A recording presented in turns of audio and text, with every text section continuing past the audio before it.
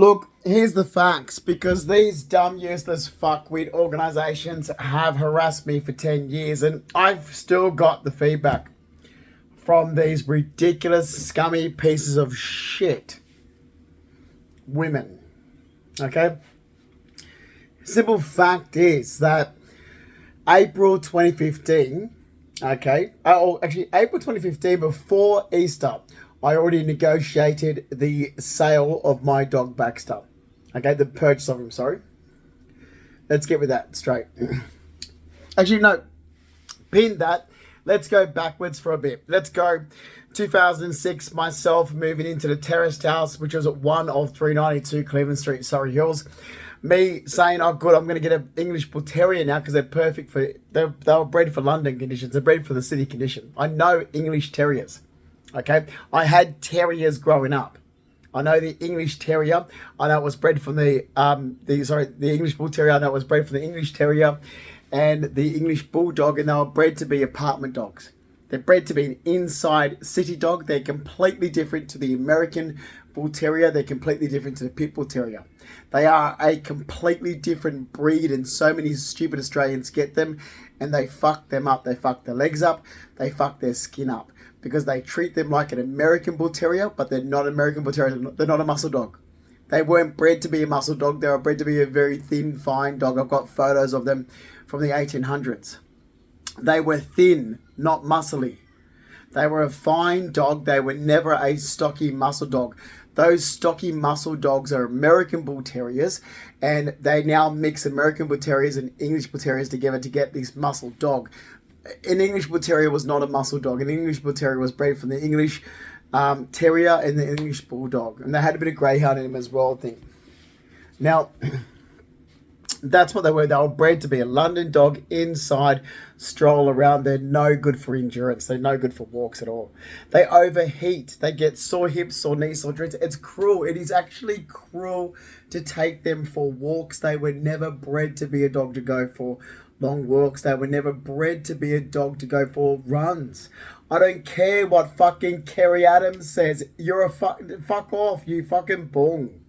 You don't know. They weren't bred to be an endurance dog ever. I don't need someone telling me information about a breed that I know very well about. It's a breed that actually, if it doesn't develop from birth laxating patellas in its knees, it will develop them through life. If it doesn't have hip dysplasia from birth, it will have that in life. It is a dog that its back legs have knee problems, joint problems, and hip problems. You do not run it. You never take it for jogs. It's a playful little lays around dog for the apartment. That's all they are. They're a larger dog that just lays around. That's what they were bred to be in London in 1830s, I think it was.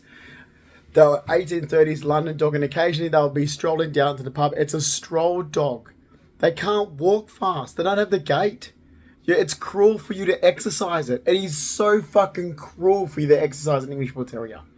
I know the breed so well. I know it gets heart problems, skin problems, allergy problems. I get ear problems. It gets follicle infections. It gets yeast infections. Okay, these dogs are bred to be an inside apartment dog. They're not bred to be outdoors. You never put an English Bull Terrier outdoors. That is just cruel. Forget about the aspect of the fact that they're pink skin and they get cancer. So there's the other aspect that their skin's pink, but they pick up every single allergy that you can think of. And they've got breathing problems like the Bulldog. They can't breathe. They get allergies right through. They just can't breathe. They're not made for endurance. They're a playful dog that likes to laze around and see sightseeing. And that's what they were bred for London. Top hat and tails dog. Guy would come home, put the leash on him, and stroll to the pub, then stroll back to the terraced house. So 2006, I was looking at I said I was going to get that. I didn't, because, as I said, years later, which was around 2008, my ex John actually brought a stray cat home from his sister's house to keep the rats away from the courtyard. Because in Surrey Hills around 2000, from 2006 to 2008, there was a plague of rats through Sydney. So his sister Teresa had a stray cat lay a litter. I'm not a cat person. I hate cats. We never had cats in our freaking family.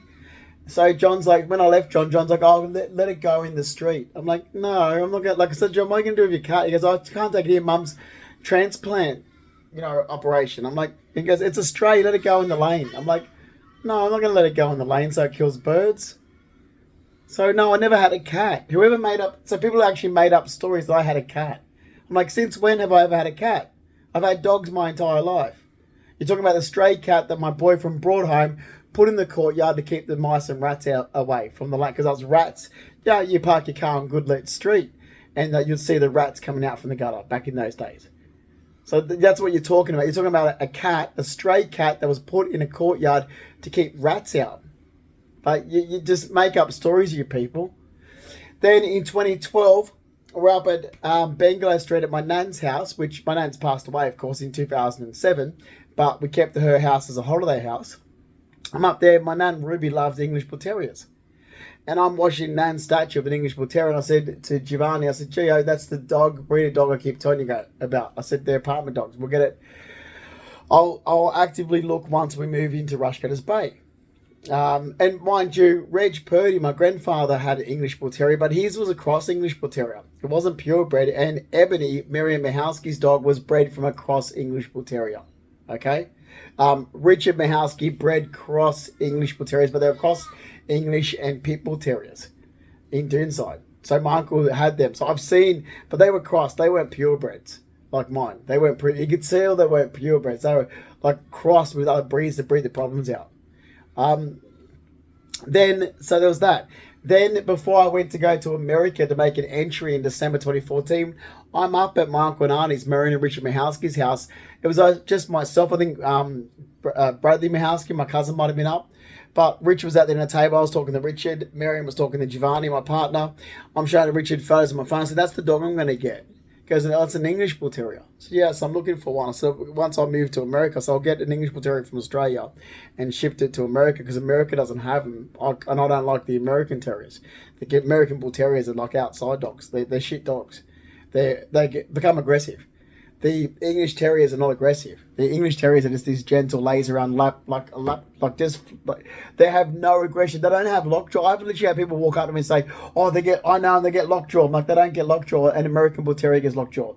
I had someone goes, oh, it's a pig dog. I'm like, it is not a pig dog. You're talking about Bull Mastiff is a pig dog. Okay, you don't know the breed if you think what you think an English Bull Terrier is. An English Bull Terrier is something that you might see an old pub painting wearing a top hat and tail because I've got even documents and photos of them dressed up. Like I've got, newspaper articles from like the 1900s when men were actually judging them. They were a punsy dog. They're a punsy dog. They're not aggressive. They're not muscle dogs. They don't get lockjaw. Every single bullshit person that's come to me in the last 10 years and says they know English Bull Terriers do not know English Bull Terriers. They know American Bull Terriers. They know Pit Bull Terriers. They know Bull Mastiffs. They have no idea what they're talking about at all. And I've even seen when they go, oh, my friend bred these. I'm like, no, your friend bred a Pit Bull Terrier. That breed that you're showing me is a Pit Bull Terrier. Mine is an English Bull Terrier. They are completely different bloodline altogether. So then let's go back to when I'm up. So I met Brett Aikenhead. He was selling the dog. Okay, when I met him because and here was the conversation. So even though he was high when I met him and he'd just been fucked by a group of about, 30 guys in a circle, I was one of them. And he was there saying about, because I was talking about the dog, because he's selling this dog because it's got to have a knee surgery, it's got bad legs. And then he starts telling me, he goes, I sold my dog before that. Because he goes, he wants his other dog back. Literally, he had a standard poodle. I'm like, he never had dogs growing up. He had a standard poodle. And he goes, I sold my standard poodle, or gave his standard poodle away or something to Shane, who lived around the corner in Whitehorse Lane from him. So I was like, this is a common thing with him. I'm like, so why'd you give him away? He goes, oh, he got old.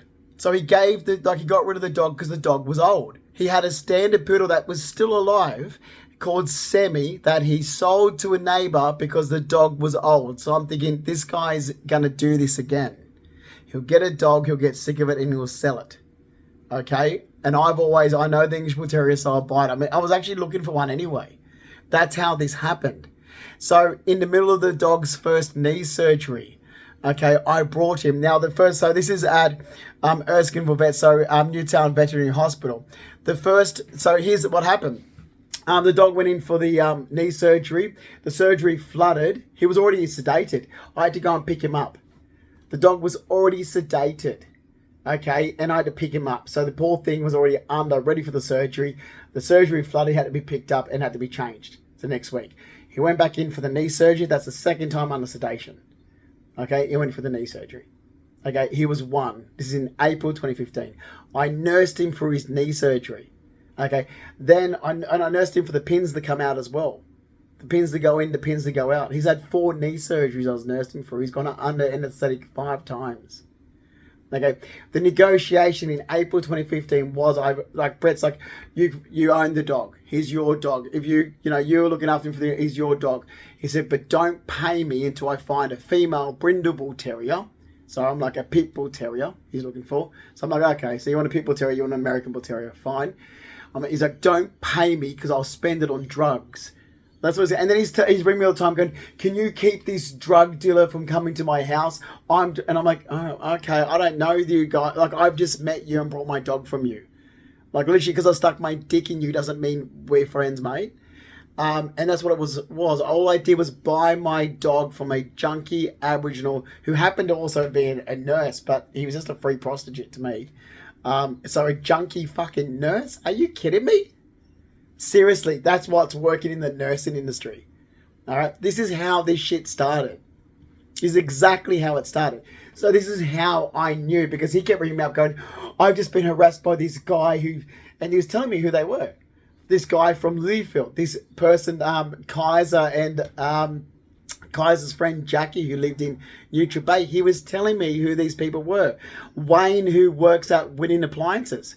So when Brett assaulted me under the influence of crystal meth in October 2015, because I told Brett I found another fuck buddy fling, see you later type thing, like this is getting too weird, I just wanted someone to have sex with on the side while I'm on a break from my relationship with Gio. When Newtown Police asked me, I'm like, yeah, I know. He told me. So they said, if we subpoena you, will you give evidence in court? I'm like, yes. That's where the lies started, because a police officer told Brett that I was going to give evidence against his friends. I'm like, I don't even know this, Brett. I don't want to get dragged into this. I don't know the guy. I brought my dog from him and I fucked him. That was it. That's as far as this goes. I met him in April 2015, brought my dog from him. The negotiation was to not pay him the money until he finds his dog, because he'll spend on drugs. Now, I paid $2,000 for the dog. Okay, the transfer was made in December 2015. I wasn't transferring the money until I saw the paperwork come back, right? Brett Aikenhead filled out the transfer of ownership.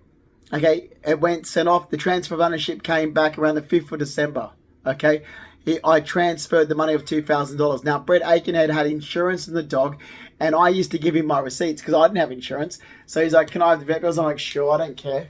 Like, he was claiming back money. I'm like, okay, help yourself. Because, like, what was I going to do with it? Hey, it's no sweat off my back. I paid the vet bill. That's my money. That's my credit card receipt. I paid the vet bill. I gave him the receipts, and Brett Aikenhead put a claim for insurance and got money back for it. I don't give a shit. He paid for insurance. He was doing it. Whatever he was doing, he paid the insurance. He's getting money back. It wasn't his money because it was my money. It came out of my bank account. I don't care. I don't care. I brought the dog from him fair and square. He's my dog in a gate to give him a better life. This shit fucking started, and I told everybody, mind your own business. This has nothing to do with you, butt out. Which is exactly what everybody should have done. And as for my own family, they had no right going down their behaviour that they did. Now, that's the facts how they started. I've never dated anybody since I left Giovanni. I've been single the entire time, and this is insane because all it was I instigated the break in my relationship because I had a fucking gut for the shit that I put up with at Easter up around my mother's in April 2015. I was like, yeah, that's it. Like, basically, I was like, we're over. He's like, what? Like, literally, like, the look at his face. He's like, what? And I'm like, okay, look, it's just a break. Then we went, at the end of April 2015, went to Uncle and Auntie's in Parramatta, Aunt Linda, Uncle Tony. And they're like, what's going on? And I'm like, and then Gio burst into tears around my cousins and my Uncle and Auntie. I'm like, Gio, and he was sobbing and crying so much, like, because he was like, Justin wants to leave me. I'm like, it's a break, Gio. We're not separating. It's only a break. And Uncle and Auntie said, you're not seeing someone else? I'm like, no, of course not. I said, if I'm having sex with someone else, but that's beside the point. We're on a break. Okay? And Uncle was like, come on. Your relationship with Giovanni is worth more than that. I said, it's not to do with sex or anything. I said, the break is instigated because of the shit that goes on with my mum's side. Okay, I can't deal with it because Giovanni needs to stand up to my mother, and he won't stand up to my mother. Basically, that was it. When we were driving back, I'm like, I can't do this. You don't stand up to Carol. Like, seriously, stand up to her. I'm sick of it. You won't tell her to fuck off. You won't tell Miranda to fuck off. My life gets disrupted. You won't tell them to fuck off. That's the problem. So we're going to keep arguing because you won't tell them to fuck off. Tell them to fuck off. No, I won't because it's your family. No, they call you, not me. Tell them to fuck off, Giovanni. Tell my fucking cunt mother, Carol, fuck off. Do what my ex-partner John Cabina did and hit her over the head with a fucking wine bottle. Tell that fucking scummy cunt, fuck off. Tell her, fuck off. Oh, no, I won't. Well, then, we're on a break. Until you've got the balls to stand up to my cunt mother, we're on a break. And that's how, he will tell you, that's how it started. He goes, this actually started because of Justin's family. Yeah, that's true. It actually really is how it started because of my family. That is exactly how it started. Because of my mother and my family. On my family on my mum's side, not my dad's side. That's how this started with the break. But all the other rubbish, this is just he said, she said, back and forth. Oh, this. I was like, listen, if all you nursing registration idiots do your job and you've got a nurse that's an addict that you should be actually drug tested on a weekly basis, you know, you don't have a right to involve yourself in my life because some fucking weirdo says he's my boyfriend when he's not. If all you social workers and support workers fuck off because you have no right to involve yourself in my life. If all you fucking junkie bastard drug dealing deadbeat fuckwits that know Brett Aiken or whoever else he involved fuck off because this is nothing to do with you, then this shit wouldn't have gone on for 10 years. This has nothing to do with any of these people, including fucking Stephanie fucking Constantinos. This has nothing to do with anybody else who got involved in the last 10 years. No one had any right to involve themselves in the last 10 years. Not one person, not one group, not one fucking organisation. So fuck off. And you've done it to date. You should be fucking charged. But I'll tell you what, I'll sue you for the fucking damages and I'm not backing down until you pay the fucking damages you've cost me for 10 years. So that means you stopped my return to work at Star Casino. You can pay loss of salary. You can pay the fucking savings I had where I've made a profit from my investment property. You can pay the damage to my character and credibility that it's caused me. That's defamation in 2 countries, including the US, where I've held a green card since 2014. You can pay the pain and suffering, and you can pay the reckless endangerment to my health, and you'll fucking do it. And so help me God, you will fucking do it. Because I have absolutely had a fucking gutful and my reactions to this behaviour towards me is justified even though fucking police don't think so. I don't care. I don't give a shit what you scummy first responders think. I don't care. My reactions are justified. I've been harassed for 10 fucking years under duress. My reactions are fucking justified.